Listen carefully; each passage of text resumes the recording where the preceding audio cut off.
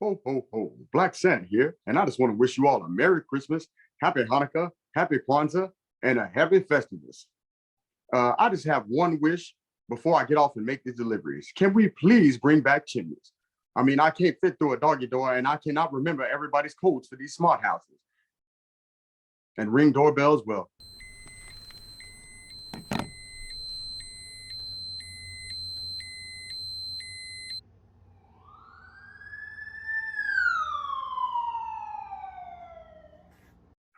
I'm not going back to jail.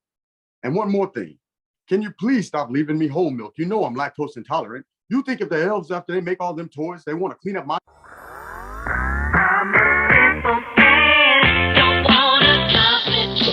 What's up, people? Welcome back to the BCMA podcast. That's the Black Clover Martial Arts podcast. It's your boy Lucky from Lucky's Muay Thai, and this is episode number 64, the Christmas holiday episode. In this episode, we're going to talk about my 3 wishes for this holiday season. Some things I think that just need to be changed and maybe just addressed. But first, if you like the show, keep the like, hit the subscribe button, tell a friend, drop a comment below. It helps the algorithm, which helps me do this somehow. It at least helps people watch it. That's good enough for me. If you're interested in joining the longest running Muay Thai gym in Miami, drop us a line at www.luckysmt.com. I think that's factually. If I would have said fastest growing, I mean, I don't know. I don't know how fast anybody else is growing, but definitely the longest running. Drop us a line at www.luckysmt.com. We'll get you in there for a trial class. If you want to try jiu-jitsu out, we have Roberto Carrero, just a fantastic black belt, and you can hit him up at Carrero Martial Arts on Instagram. He'll let you come and try those classes out, and you will be in a world of martial arts heaven, if you will. I don't know if you can be a world and heaven at the same time, but either way, hit us up, www.luckysmt.com. Let's train. Okay, so I just want to share some wishes for this year, going into next year, especially after last night's UFC event. Judging just sucks. It has sucked. It will continue to suck because nothing in judging has been addressed, whether it's corruption or it's judges not paying attention or it's relationships with judging. I've seen judging be bad as a fighter, in Muay Thai, as a coach in Muay Thai, as a competitor in Jiu-Jitsu. I've seen it everywhere at every level. And I don't know what the main issue is. It should just be about being fair, but it often is not. And I talked about this in a podcast a long time ago. I saw how a relationship with a particular team affected how judging was during my particular event or whatever round. And yeah, the promoter doesn't get to pick the judges. The commission does for like boxing and Muay Thai events, kickboxing, MMA events. However, that does not mean the judges do not know about the build-up, certain favorite fighters, crowd favorites, promoter favorites. It doesn't mean they don't know those things. They have relationships with these guys, and sometimes those relationships bleed into the thought process in the judging of round by round fighting, which is kind of nuts. Yeah, you can say as a promoter all day, yes, I don't pick the judges, all these things, but the truth of the matter is it's either conscious or subconscious. A lot of times the judges just get it wrong, and sometimes blatantly wrong. In the case of let's just talk about last night, for example. Ankalev versus Jan Blachowicz. Jan knows he lost. Everybody knows he lost. Split draw for the heavyweight title? Light heavyweight title? I mean, what are we doing?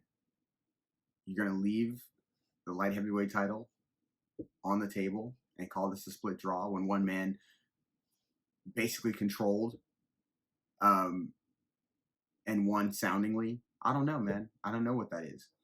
And then fan favorite, promoter favorite, Patty Pimblett. He was on Dana's show. He took over Dana White's, whatever it is, Friday food thing that they do. And he clearly lost that fight, but they gave it to him.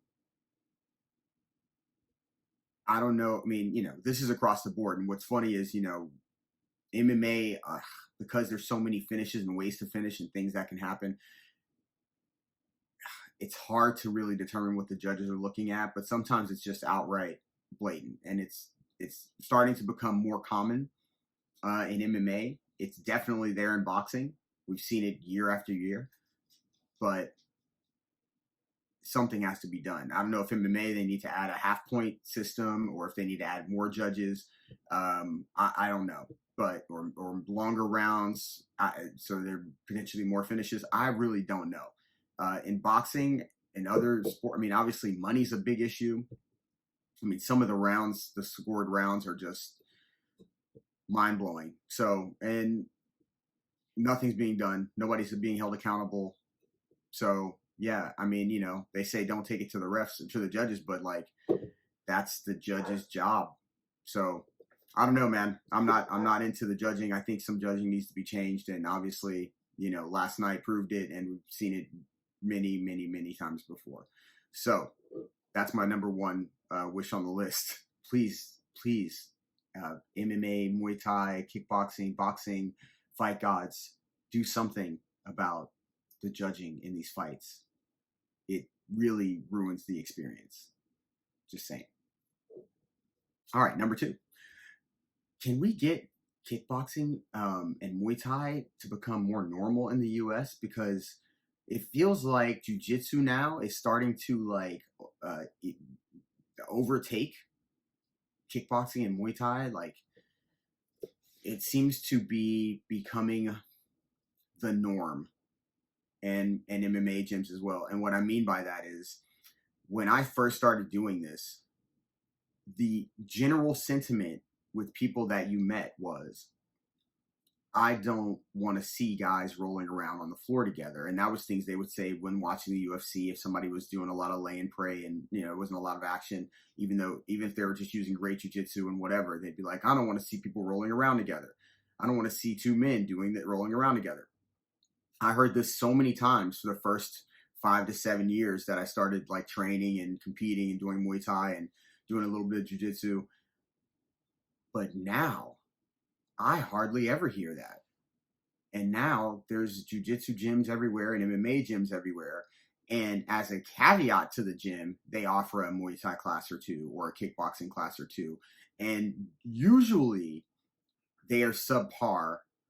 And I won't even blame the trainers for this, because a lot of times the trainers are great, but if you're only doing it twice a week or only offering it twice a week or something of that nature, and you're not really working on the details and the same things, it requires the same attention that jiu-jitsu and MMA do as a whole. Like, you have to start and go by steps and learn, how to do the techniques, the where, whens, and whys, how to set things up, how to defend properly, how to allow those things to lead into the other things like your jiu-jitsu and so forth and so on. But it doesn't seem that way now. I mean, I've been doing a lot of jiu-jitsu lately, yes, but even social media wise, you see a lot of cool Muay Thai stuff, a lot of cool kickboxing stuff, but in the US, not as much. And the jiu-jitsu in the US has just exploded. I mean, I swear, I used to listen to these same people say they didn't want to see people rolling around together on the floor. And now every freaking body is rolling around together on the floor. And not only that, but they're wearing, flowers and whatever, Hello Kitty and everything else. So the mentality has definitely changed as far as that goes. But I really would like to see, I mean, I know one championship on Prime has been great, but for whatever reason, even when they were saying, I don't want to see, rubbing up against each other and this and that, they would not tune into the Muay Thai and kickboxing fights. Glory tried to do a bunch of shows in the U.S. They just didn't make the money. K1's come here before. They didn't really get off. Like, for whatever reason, people claim they want knockouts, but really they just want to watch people roll around on the floor. I don't know. Prove me wrong. But anyway, my second wish is just let's get a little bit more Muay Thai, a little more kickboxing going in the U.S. That's all. Nothing crazy. I just want to see a little bit more of it, because we see a lot more, MMA shows and jiu-jitsu shows overall, which I love still. But man, some U.S. fighters, some U.S. names, some background stories, let's put some trainers to light. Anyway, that's number 2. Last but not least, this is not that long. It's a short list. Can we make it normal to take care of each other as fighters and coaches? It's been proven countless times that fighters, coaches, competitors of any sport go through mental issues because the pressure is so hard. It's not only that, it's that you're beating your body up every day, right? Your muscles are torn, sore, like you have injuries, little nagging things. And this goes on not just preparing for the fight, but when you're not preparing for the fight. So the body's always going through some sort of trauma.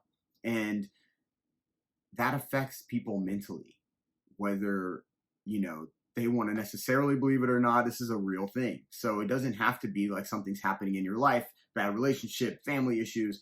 It could be that your body is just taking a beating and it's affecting your mental health. And so I think just overall as a community, we spend a lot of time, as you can tell by watching sort of viral videos and things like that, we spend a lot of time watching people knock each other out, beat each other up, do fantastic martial arts movements. And that's super dope.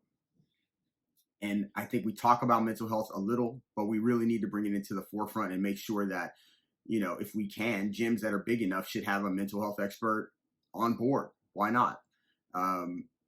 It should be that martial arts institutions are places where, people can use that for therapy, which is something I've talked about in the past. So, just because you see a fighter lose or win does not mean that they are in the greatest mental health when it's over. A fighter could win multiple championships and still feel like the world is spiraling out of control and everybody's against them. So let's normalize loving each other, taking care of each other as competitors in this sport. I understand fight buildups and all that, but the truth of the matter is everybody out here is just a regular person trying to make it, feed their family, so forth and so on. And so this year, let's not just hold on to the tough guy stuff. Let's embrace that other stuff that's even tougher than the tough guy stuff. Dealing with mental health issues is sometimes way tougher than physical issues. You cannot ice a mental health issue. You have to address it. And whether that's talking to friends, family, talking to somebody, making a phone call, as a competitor, I guarantee you that there are people out there that care enough and will listen. So let's love each other out there. And that's my third wish this year, is just that we spend more time caring for each other as competitors, because the road is very difficult.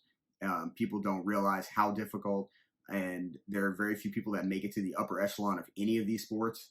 And so the road to get there is so difficult. That's why it's so amazing when they do make it. But I find it amazing even that people tried and gave it a full effort to get to these upper echelon positions, championship positions, ranked positions, whatever they may be, because it's hard to understand unless you've been there, and people talk a lot. So let's normalize loving each other. I love y'all, man. If you like the show, keep the like, hit the subscribe button, tell a friend, go check those shorts, drop a comment, tell me what you want me to teach you next or show you next. If you want to stop by the gym, www.luckysmt.com. If you want to try jiu-jitsu, hit Roberto up at Carrero BJJ or Carrero Martial Arts on Instagram. You can hit me up on Instagram too, at Lucky's Muay Thai. Make sure you subscribe. I love y'all. Happy holidays. Ho, ho, ho from Black Santa. I'm out. Peace.